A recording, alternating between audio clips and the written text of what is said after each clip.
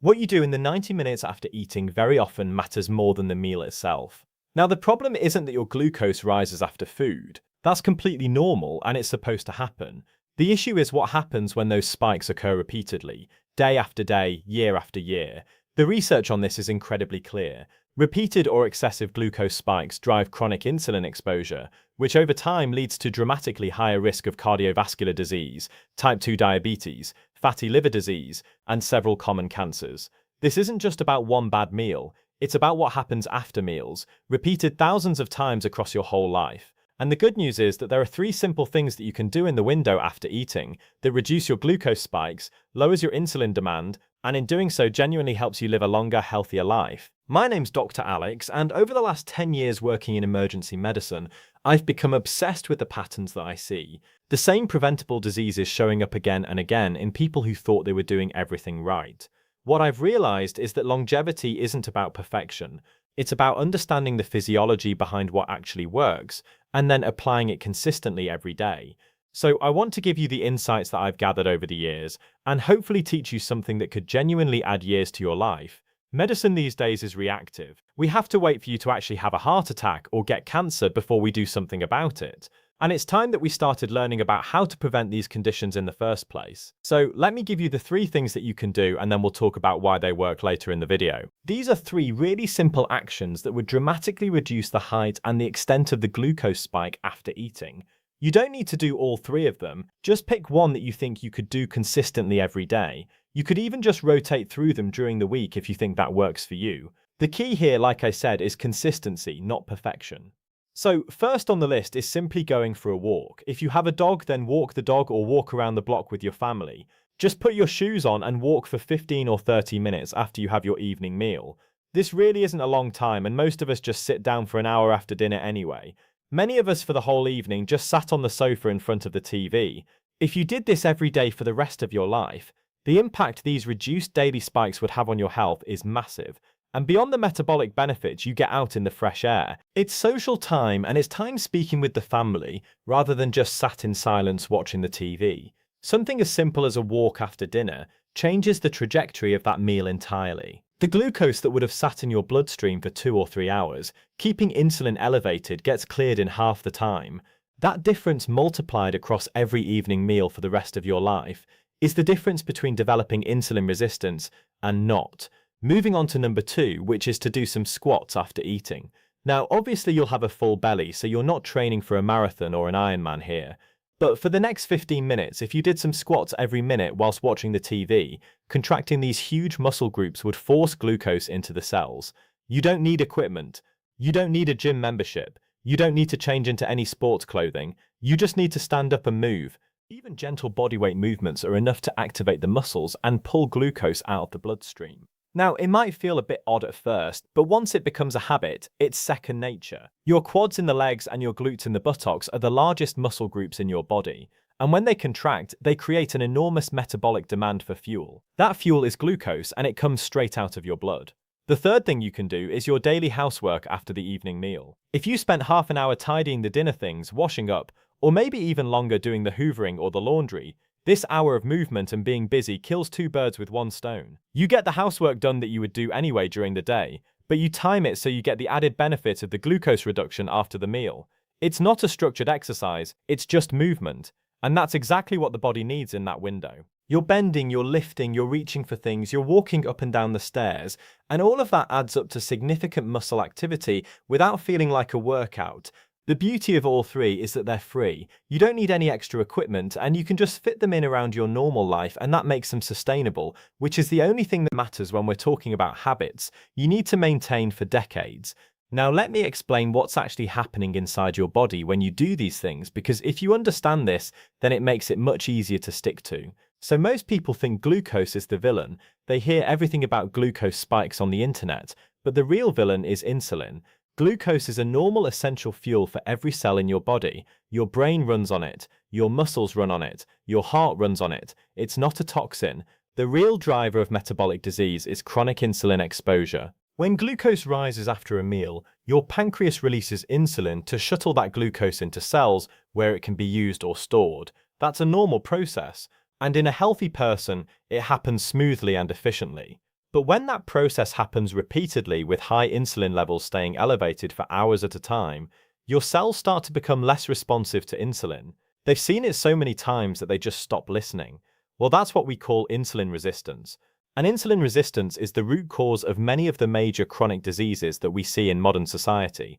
Type 2 diabetes, cardiovascular disease, non-alcoholic fatty liver disease, polycystic ovary syndrome, even certain cancers, they all share insulin resistance as a common upstream driver. What makes this particularly insidious is that you don't feel insulin resistance developing. There's no pain, there's no obvious symptoms, there's nothing to alert you that something's going wrong. Persistently high insulin gradually damages the endothelial lining of your blood vessels, which over years leads to atherosclerosis, the hardening and narrowing of arteries that causes heart attacks and strokes. It drives visceral fat accumulation, the deep abdominal fat that wraps around your organs and releases inflammatory signals into your bloodstream. It causes fatty liver disease, where fat accumulates in your liver cells and impairs their function. All of this can be happening while your fasting glucose looks completely normal on a blood test. This is the part that most people don't understand. You can have completely normal glucose readings on your annual blood work, while insulin is already doing long-term harm in the background. Your doctor looks at your glucose, sees that it's 5.2, and tells you that everything's fine. But what they're not measuring is your insulin, and that's where the problem is. By the time your fasting glucose starts to creep up into the pre-diabetic range, you've often had insulin resistance for 10 or 15 years already. The damage has been accumulating silently year after year after year, meal after meal. Your pancreas has been churning out more and more insulin to compensate for your cells becoming less responsive. That's when glucose finally starts to rise, and that's when you get diagnosed with pre-diabetes or diabetes.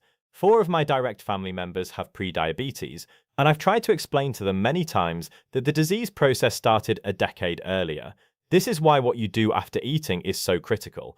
Because when you move after a meal, you're not just lowering glucose, you're lowering the insulin demand, and that changes everything. When muscles contract, something remarkable happens. They pull glucose into the cells independently of insulin. There's a completely separate pathway that gets activated when muscle fibers contract, and it doesn't require insulin at all. This mechanism involves proteins called GLUT4 transporters that move to the surface of muscle cells when the muscle contracts, creating channels for glucose to flow in. And once glucose is inside the muscle, it gets used for energy rather than being stored as fat.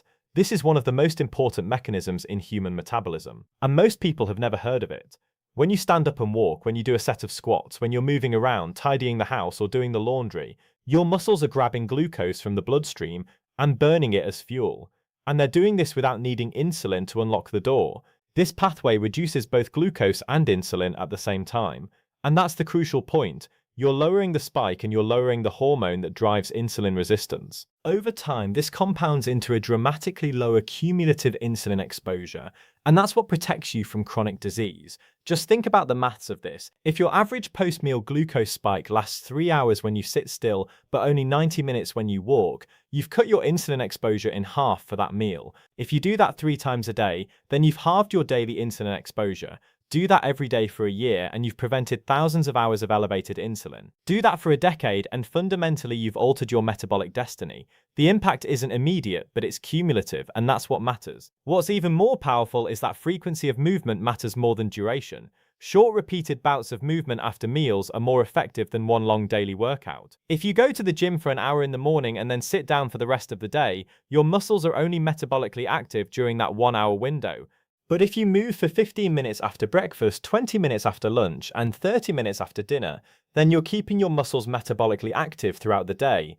That constant low-level activity improves insulin sensitivity in a way that a single workout just cannot replicate. Your muscle cells become more responsive to insulin because they're being used regularly. They're not being asked to sit dormant for 23 hours and then suddenly process a massive glucose load. Instead, they're being engaged multiple times throughout the day, and that keeps them sensitive and responsive. It's not about replacing exercise, it's about adding movement where it matters most, which is in that 90-minute window after you've eaten. That's when glucose is flooding into your bloodstream, and that's when your muscles can have the biggest impact on clearing it. Data from continuous glucose monitors has shown this pattern really clearly. People who break up their sitting time with short movement breaks have significantly lower 24-hour glucose levels compared to people who do the same total amount of movement, but all in one session. The difference isn't trivial. We're talking about reductions in average glucose of 10 to 15% just from spreading movement throughout the day. And remember, every point reduction in glucose means a corresponding reduction in insulin demand.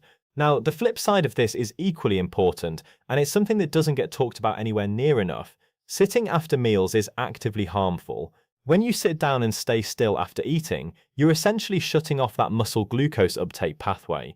Your muscles aren't contracting, so they're not pulling glucose out of the blood. That leaves insulin to do all the work itself.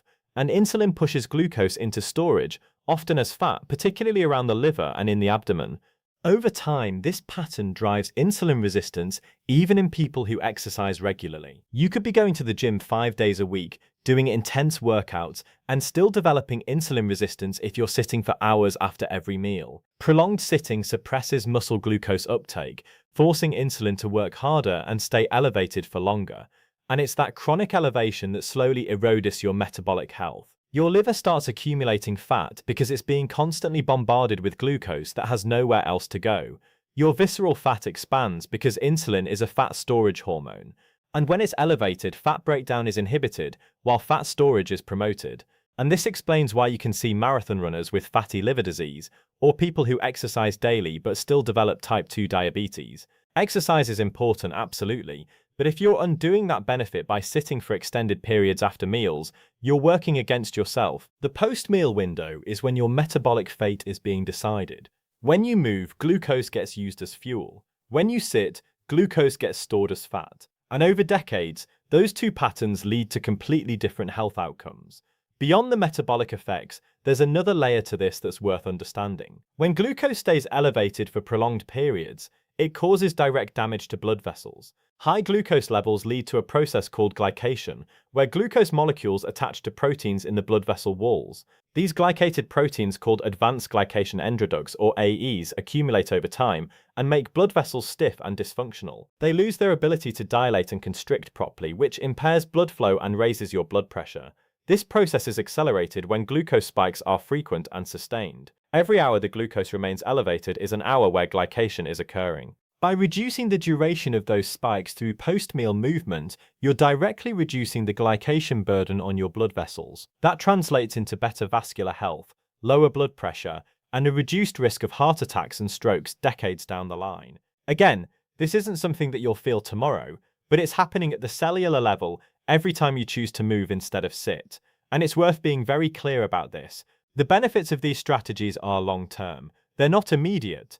You're not going to feel healthier tomorrow morning because you walked after dinner the day before. You won't see a dramatic shift in your energy levels or your weight in the first few weeks. What you're doing is quietly lowering your cumulative insulin exposure over decades, and that reduces your risk of diabetes, heart attacks, strokes, fatty liver disease, and cancers. As I've said many times, the impact compounds over decades. Think of it like this. If you eat 3 meals a day, that's over 1,000 meals a year. Over 10 years, that's 10,000 meals.